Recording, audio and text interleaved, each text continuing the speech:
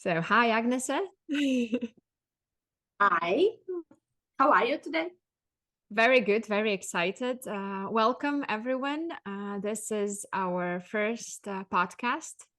We are a studio by Deep Deep Light, and this is our first podcast in our retreat for creative souls that will begin very soon. And we are just extremely happy to be here. And today we will have a very introductory talk or lecture, or we don't know what it will be in the end. It will be a About a podcast about creativity. So why do we create? What does it mean to be creative? And how do we see creativity? But before we start, Agnes, can you tell us a bit more about yourself? Yeah, just shortly. I'm currently, I would say, full-time artist. One part of me is painting and drawing, and the other one is working, not working or living in deep, deep light, create paints for other artists. So, yeah, paints, pigments, that's my life full-time. How Sounds about you? beautiful. Sounds beautiful. I am also an artist and an illustrator, but at this stage, I would say part-time because I have also my day job, which is working with some also probably at some point creative issues with energy related and diplomacy. But of course, my main passion has always been painting and drawing, and this is my main creative outlet of being illustrator, urban sketcher, and I really also like to share my passion. So I really like to teach and to show. I don't like the word teach, more to show and to share this passion of drawing and creativity with others.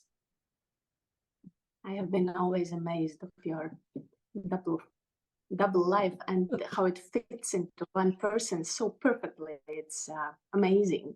But it Amazing. does because I think, because I think this creative mindset can be used in any area of our life, and it works Exactly. well. And I think we cannot create a vacuum in just white space. So we each have our own inputs, and I think that's mine, juggling. I think we all Mhm. juggle different roles in life. Sure, So sure. so yeah, and in this juggling, Agnes, why do you create? Do you know? Do you have the answer of why? Uh, The biggest you know, this why? is yeah, this is the biggest why for artists. I think why do we create? And at this point, I think I create purely from my internal need. I have some kind, for example, right now I had a really busy 3 weeks, and I haven't had time for canvas for big painting, and it's just like hands are shaking, I'm trembling, I just have to do this. It's like, I don't know, some inner need or inner urge, or I don't know. Sometimes it was like, oh, it would be cool, it would be nice, I would like to, but right now it's like I really feel I'm getting crazy. Kids are already sensing, and they said, okay, we will do things around home so you can paint tomorrow. Oh, but that's nice. I think that people feel that you have Exactly. this urge to do this. That's It is. How about you? Why do for you me. For draw? me, And for me, it's very different. Because when I was preparing for today, I started to think, okay, let's put on paper why. And then I understood that I put very opposite concepts because sometimes I create just to turn off everything, just to zoom out. But on other occasions, I create just to say something and to be loud, etc. Sometimes it's to, as you said, sometimes it's this very urge that piles up and guides you. Sometimes it's just you're so tired, but you feel that, okay, this is something that I can do to relax. So it's very, very opposite concept. And I was surprised that actually it can be true, because for someone you create, there is no right answer. Why? There is just, I think, this temptation and feeling that you need to do this. And this why can be different for everyone. It can be different for you in the morning and then different in the evening. Someone create to say something, to I don't know, to express something. Others create just to come down and like meditative practice. So it's very different. And for me also, it depends on how the day went, how do I feel, because I'm very emotional. So I just let myself slide on this on this a bit of a Yeah. roller coaster. Yeah, but I definitely know that I have to do it now, because there were periods of time in my life when I couldn't understand, like, okay, what is it? Do I want to eat? Do I want something sweet, or is it but this is like sense of longing that, you know, sometimes you have it when you haven't traveled a lot and you feel that, okay, I have this sense that I want to fly somewhere and to get some inputs. And the same for me with so my creative output is drawing. And so for me, it's like, you know, you feel this, okay, this is someone's calling me. And Yeah, for me, it's also, it's very important to understand what is calling you. And I'm very happy that I now know. yeah, for me, it's also a way to connect to myself. When the Yeah. life has been too busy and too loud, I feel like pulled in all directions, then this is a way how I kind of come home. Yeah, for to me myself. also, to create means to express myself. This is something I think is quite common as a common knowledge, that okay, creativity is our way to express ourselves. But also I think it's important that it's a communication not only outward with someone, so you're not telling someone something, but it also when you communicate with yourself. So it's you express yourself. So you have to speak with yourself first and then put it out. So yeah, and this is quite I think art is very universal way to do it, because it can be. And I have a feeling if you look at this process in a long term, then it becomes like really personal. It sounds cliche, but personal development, or you can see how you have been changing. And the best thing is we have illustrations for this. Yeah, that's why you never have to throw away or get rid of something, because you can actually see this journey. It sounds as a cliche, but it is a journey, because you start with something, you might like it, you might not like it, but then in several years you look, oh, okay, this is the time when I was, I don't know, so insecure, and look how I've grown. And this is very rewarding, I think. Yeah, it is.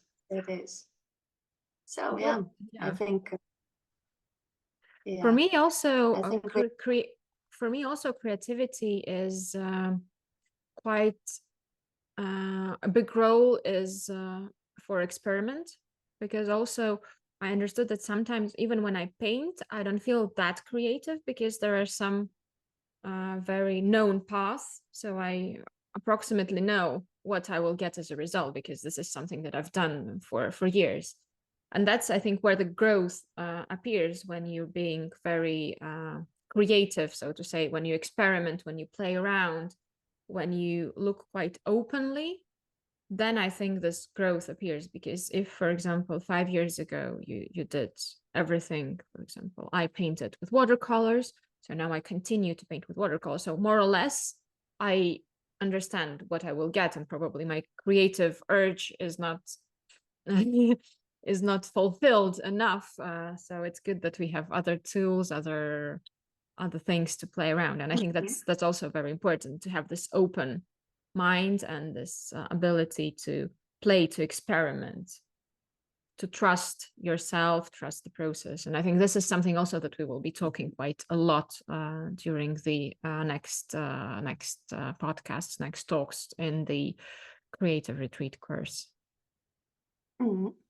I think we have moved to the next question. What does it Yeah. mean to create?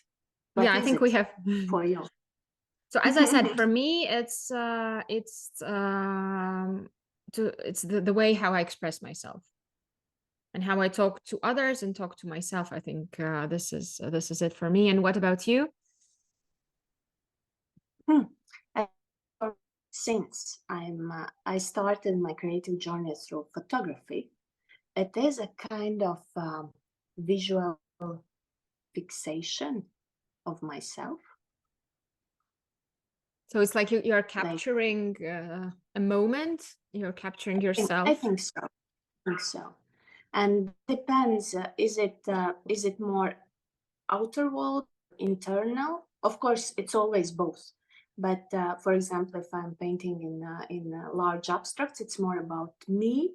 And if I'm taking my camera, it's more about the world outside, but I'm there anyway. And sketching, watercolors, drawing, illustrations is something in between. So that's very very interesting, because so you're like capturing the moment and putting it, I don't know, in a jar and saving it for later. Yeah, I think for me it's and it's even not like I want to capture the moment. No, I have this internal need to do this, and then this is a kind of result. Yeah, I was visiting an exhibition earlier this week, and there also the artist said that at first he felt quite weird in about painting the everyday things, because he felt, okay, this is a bit dusty. This is something that artists do for ages. There are Dutch painters who created some still lifes, etc. But then he realized that it's actually quite the same with photography. We take a lot of pictures with our phones, but then it's almost the same. You freeze the moment, but then you just spend more time in it.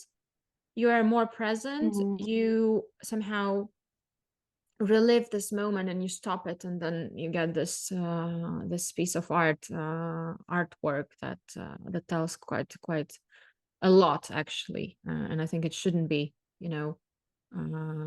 somehow disregarded, that okay, this is just one of the moments. No, it's very important message, very important thing to say. I think Rick Rubin said that creating is a way of being, and that really is. Yeah, it's how we live. That's it. Yeah. That's how we.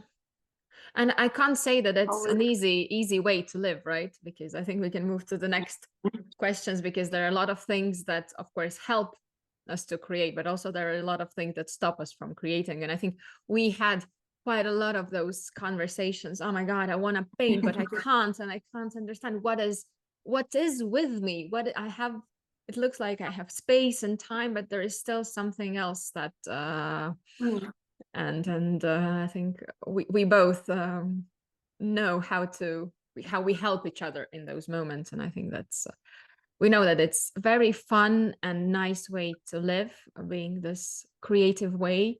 But then also there is this other side of self-doubt, of blocks, of drama that sometimes for other people seems very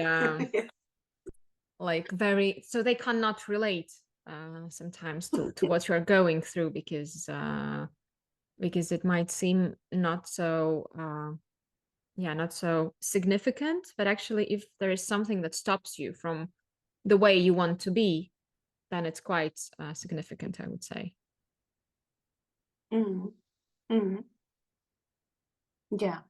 Yeah, so I think also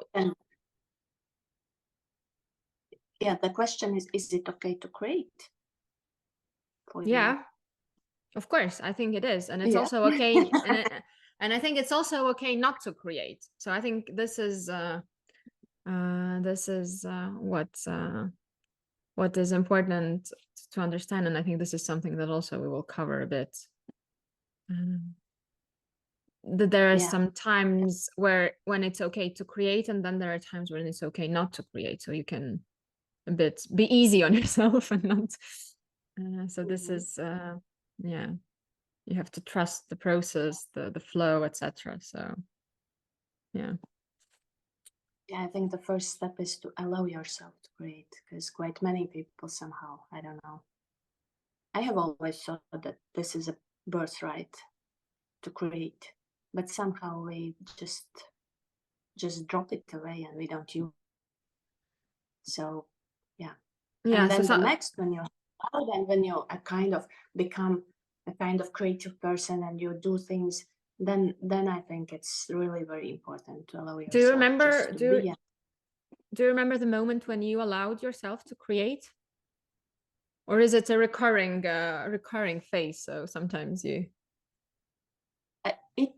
The first no, I think I have been a kind of creative all the time, but I remember the moment when I allowed myself to draw, and that happened in yeah, I think I can remember. It was I would I was in a bathroom bath, just soaking, and I thought, like, I was reading, and or yeah, then we're not podcasts, but I was reading something, and there was this drawing skill, and I was just absorbing and just mulling around this thought that, okay, oh my god, if this is a skill, then come on, it's just a matter of practice, matter of learning, matter of doing. And then it was, whew, I really can do, and I can do this in this life. I don't have to die and then be born again. To be born as an So that, artist, and then finally in your 20th life you are reborn as an artist, and then you can. yeah, exactly. No, but it's possible in this life. And the rest, I think it was really like, okay, what do I need to learn? I need a good teacher, and then I found a teacher, and then I found friends who were ready to come with me together, because with friends it's always, for me at least, with friends it's always, Yeah. you have some, like, support team, and you are a kind of little bit responsible. You can't cancel, because they will be there anyway. Yeah. So we had But I think this is a really very interesting point that you mentioned. And I think with any creative practice, there is this part of a skill, because if you're talking about drawing, if you're talking about playing an instrument, knitting, anything, so there's part of a skill which you have to build on. And then there is this something that you can't define, which we call creativity, creative act, creative mindset. This something, and I think what we want to focus in this course or journey is a bit to give some substance and to give some structure to this something creativity, this mystery that some people call talent, some people call discipline. So it depends on how do you look at it, but I think it's a mix of a lot of elements. So of course there is a skill that you can train, and it can be very different, but then there is this creative mindset, creative way of being. And I think, yeah, it's usually said that this is a very undefined, mysterious, but we have a formula, we have a matrix, we are very well prepared for this. Yeah. And I think when you realize this part, it's quite rewarding, because you know how to live and how to function, and how to help yourself in your struggles, and how to help yourself grow. So this is very, very important, because for me, I am drawing since I'm born, so I don't remember the moment when I started. So it feels like that was my language of communication since I was a kid. I went to art schools, etc. And that was what I did. So okay, Masha draws. So this is something. And but of course, then there was one moment in life when I stopped. It was quite I would say long period, but then I'm happy that I allowed myself to be creative again, because at some point I decided, okay, this is not for me. I will not do it anymore. Yeah, so I was blocked, and then I was happy that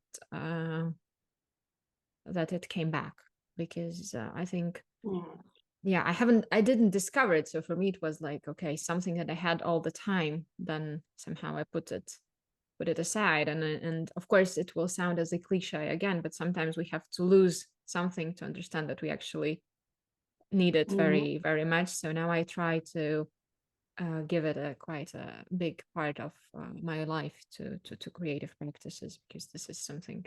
And I'm happy that my family, as you said, my family respects that and support. And this is actually quite valuable. I still want to come back a little bit to this skill. Like I have always, this has been also another question of artist life, how to get the soul into the artwork. And I can say that there is like we have our bodies, we have our material way of being, but then we have also this mysterious soul or something, and this is, I think, a direct reflection into the art that some of us I don't know, can see, can notice, can feel more maybe. And that is also, I think, a question of or an act of allowing yourself to feel more, to say more. And then when you feel more, you can put it into your art, and then the art becomes really so it's like alive.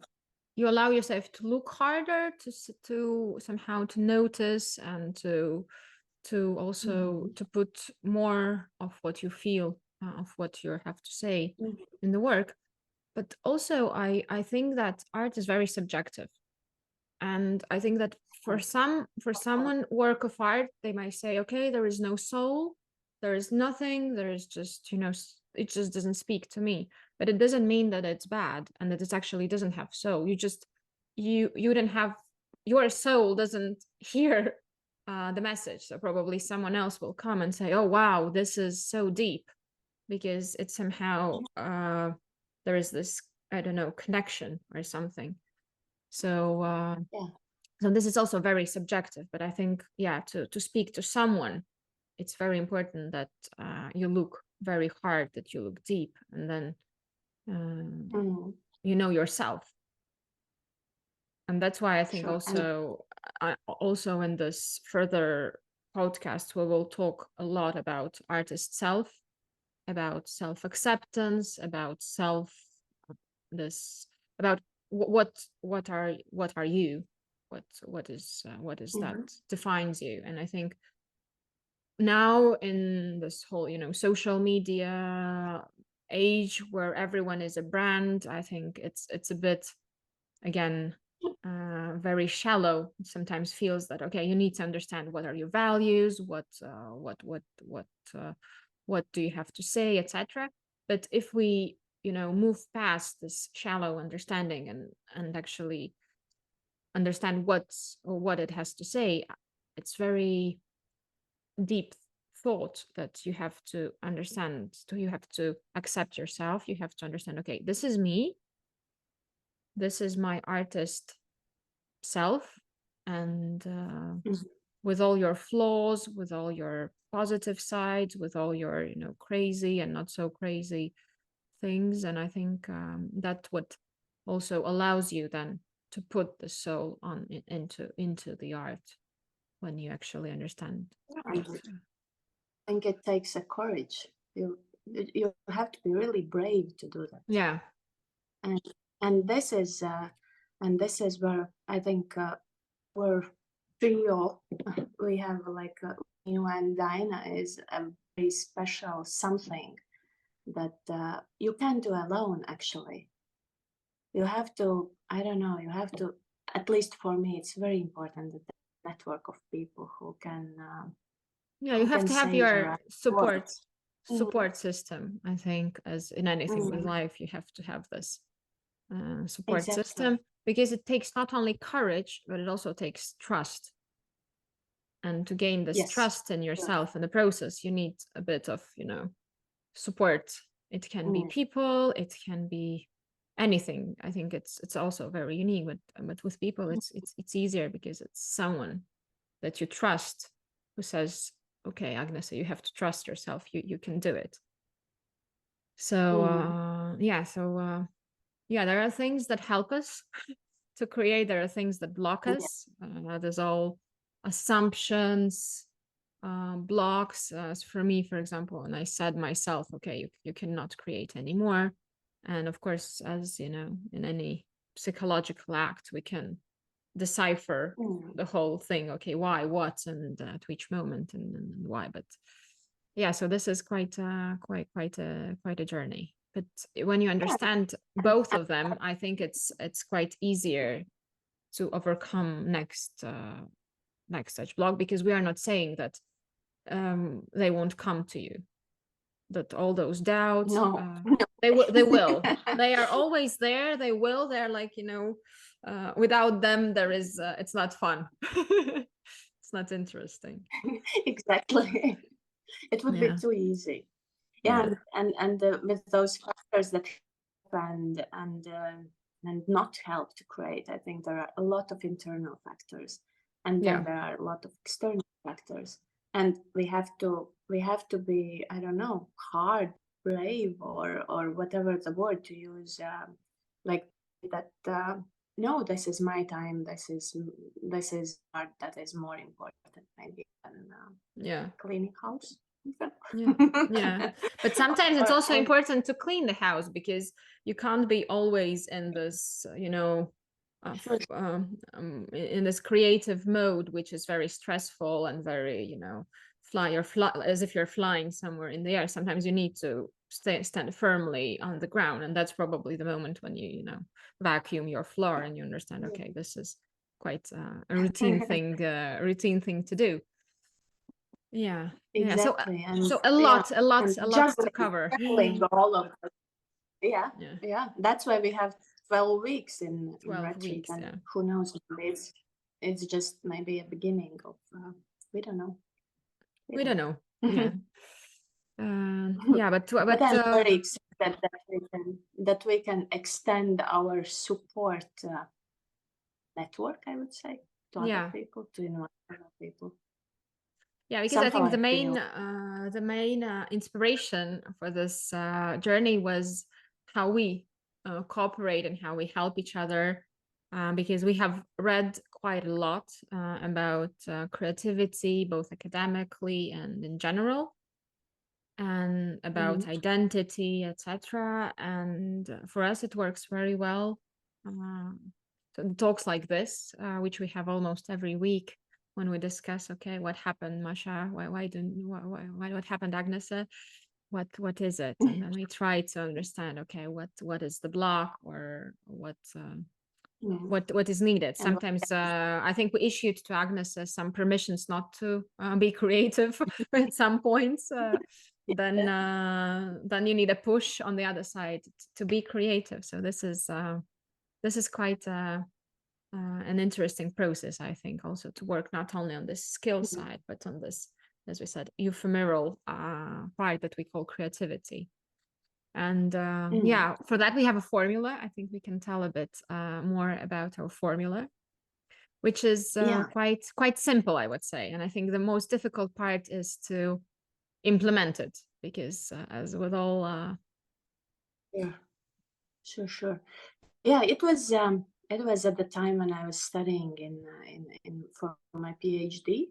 So then everything should be put into some models or formulas or something. Yeah, because it's science. It's science. It's not like, in science we always use formulas because it's easier to define and to somehow deconstruct. So yeah. So the beginning was then, but I think we finished it yesterday. Ago. A few years. But of course, it's not. It will evolve always, and also the structure for those 12 weeks are based on this idea that there are basically three big parts. as we can see in this formula, that creativity consists of three things. And one of those things is your artist identity or artist self. That is your inner freedom and inspiration. So there is some kind of inner factor and outer factor. So you have it as one big thing, being artist. Then the next one are that we have to think, and we already touched, are all those blocks and assumptions and everything that slows down or maybe stops our creative process. So we have to work with these factors to take them off, to make them. They will be there always, but we have to know how to identify them, what to do with them, what not to do, or yeah, how to cope. Yeah. So And it will be basically, different. so basically, creativity is this artist self, which is inner freedom, inspiration, some those things that define you and that actually help you to move forward, Mhm. minus all those blocks and assumptions and some negative beliefs that limit, slow you down, and sometimes block you Mhm. completely. And then, of course, And this has all needs to be put into this big practical thing. You can call it creative practice, you can call it doing, Mhm. because sometimes when people talk about creativity, they forget about this big part that you have to actually come, you sit have to down, do. or stand. I don't know, whatever the way if you perform, that you actually have to do. And this Mhm. creative, this artistic practice is also something that we will focus on too, because there are tricks and tips and things how you can make it easier for yourself. Mhm.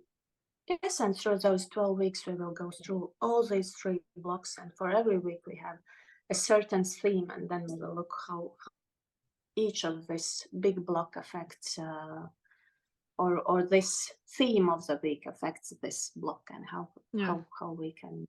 So it's basically 12 weeks of long thinking, thinking, talking, discussing. Thinking, talking, and Yeah. discussing, and of course working on your personal project if you have any. And it can be, of course, you heard that me and Agnes, we are illustrators and artists, visual artists. Agnes has also been a photographer. But you can do whatever your creative practice is. As someone said, yeah, it's the way of being. So you can just be. Exactly. And there is no limit to one medium or one area of art. So it can be anything. It can be Or if you poetry. haven't found your way to express yourself, it's Yeah. also still valid, I think, because you can work on your this Yeah. skill part on the side. We will focus on this very beautiful thing. We will find it out. We will find Yeah, it out. we will help you. We will see how the star is born. Yeah, yeah. Yeah. Yeah, Nice. so to sum up, for us, creativity is the way to exist. It's the way to communicate with yourself, with outer world. And we will focus on these three elements, which is artist identity, artist self, on those limiting parts that probably sometimes are not that helpful, but they help you grow at the end of the day. And then on this artistic creative practice, which all of us, I think, if we have this urge to create, we actually want to have practice. We want to do it every day and to do it regularly. So these are the elements that we felt make this puzzle, this matrix for us, and we will work on all three of them. Should be fun. should be fun. It will definitely. And so the next podcast or this talk, we will focus on episode. Yeah, so this is episode 0, introduction. On the next episode, episode 1, we will focus on these blocks on limiting factors on this area of to define what was your episode or what are the episodes that sometimes make it harder for you to create. So this would be the next topic, which we a bit covered today, but it's, I think, quite deep and quite broad. So we will have a lot to talk about there. Okay, sounds good. Sounds good. So see you next time. Thank you.